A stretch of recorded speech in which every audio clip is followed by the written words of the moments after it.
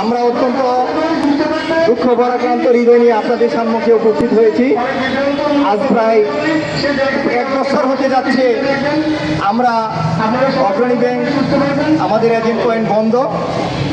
আমরা প্রায় সারা বাংলাদেশে 566 জন এজেন্ট আছি। এই এজেন্ট পয়েন্ট বন্ধ থাকার কারণে আমরা ব্যাংকিং সেবা থেকে বঞ্চিত হচ্ছি এবং গ্রাহকদেরকে ব্যাংকিং সেবা দিতে পারছি না।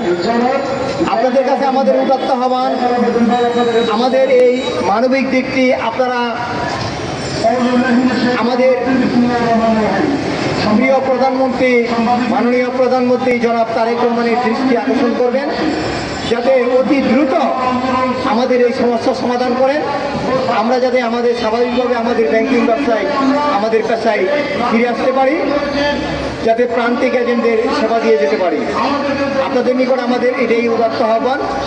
আমরা উদ্যোক্তা হতে চাই, আমরা পুনরায় ব্যবসায় ফিরে যেতে চাই, আমরা রাস্তায় রাস্তায় ঘুরতে চাই না। আপনারা আমাদের মানবিক দিকটি তুলে ধরবেন এবং আমি প্রধানমন্ত্রীর দৃষ্টি আকর্ষণ করছি, মাননীয় প্রধানমন্ত্রী আপনি অতি দ্রুত আমাদের সমস্যার সমাধান করুন। ধন্যবাদ আপনাদের।